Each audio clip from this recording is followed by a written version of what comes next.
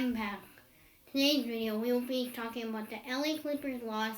Obviously, I made one of the craziest predictions I've ever made. I definitely didn't expect what happened. Obviously, I predicted it, but I thought I would look like a total weirdo for predicting that. I thought there would be some comments. I did believe they would win, but I had a really good feeling that Clippers would win win it all. Had that really, really big feeling that would happen. I had a really, really big feeling that the Clippers would make it out of this series.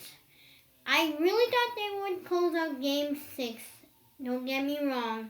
I still think that the Denver Nuggets had heart. I still thought that the Denver Nuggets were going to win the series. But I had a really big feeling that would happen.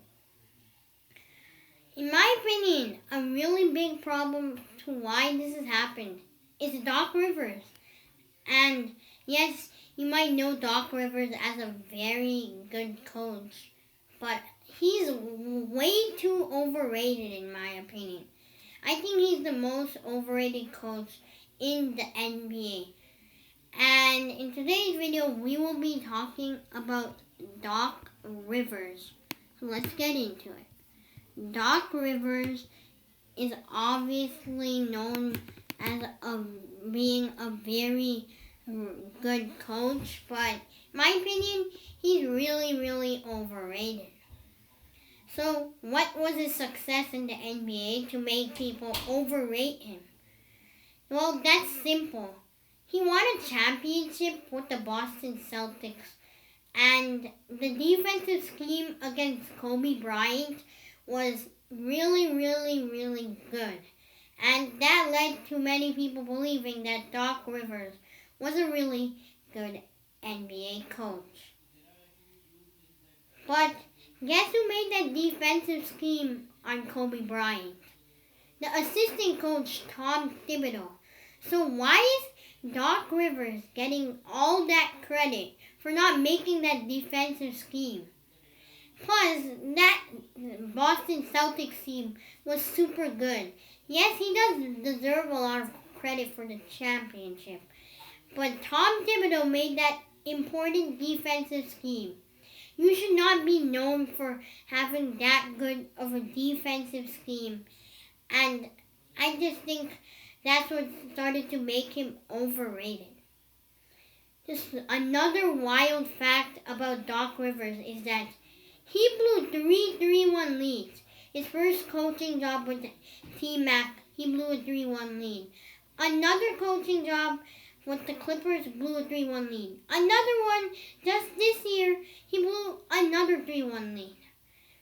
With two different teams, he blew a 3-1 lead. I think that is crazy, man. And yes, you could point out that Steve Kerr has blew a 3-1 lead. But he was going against LeBron.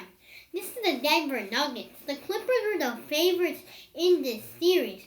And if you think that I'm not using context, I'm not talking about Doc Rivers, what he did wrong in this series, let me explain. And by the way, he's the only coach blowing 3-1 leads.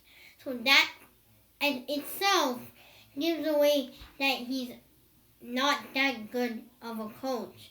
And by the way, in this decade, he has had no success. He has not passed the second round. Come on, man.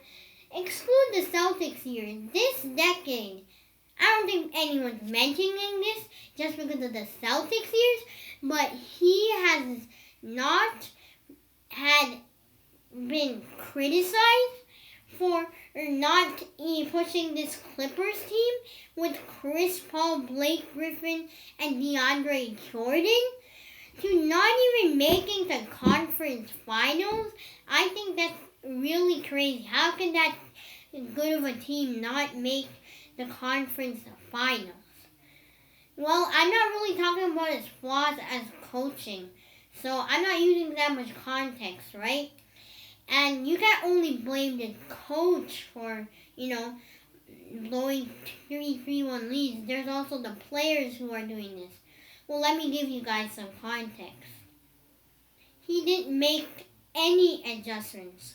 Look at Montrezl Harrell in this series. Lou Will hasn't scored more than 14 points in a game in this series.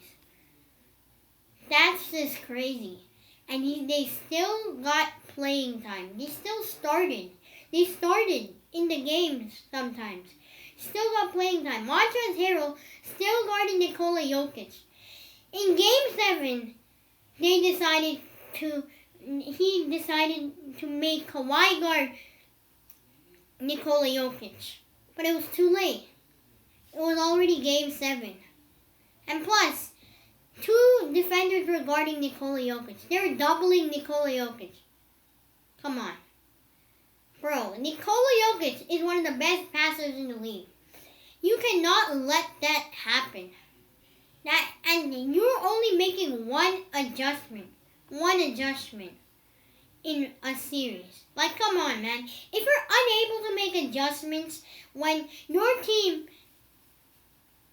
may blow a 3-1 lead, when you're not able to make those types of adjustments, I don't know what's happening. You're still putting Montrezl Harrell on Nikola Jokic. You're still putting Ivica Zubac on Nikola Jokic. Then you decide to double team them. And that's in Game 7. You just make those adjustments in Game 7. You don't make those adjustments in Game 5 when the Denver Nuggets won that. You don't make those adjustments in those type of games. You make it when you guys may blow a 3-1 lead. And first of all, the adjustment that you made, Doc Rivers, I'm talking to you, Doc Rivers, is doubling Nikola Jokic. So that adjustment did not even work. It didn't even work. So these defensive schemes that he has been making up, it has not been working. And to be honest, the Clippers are not actually as good as a defensive team as we think of.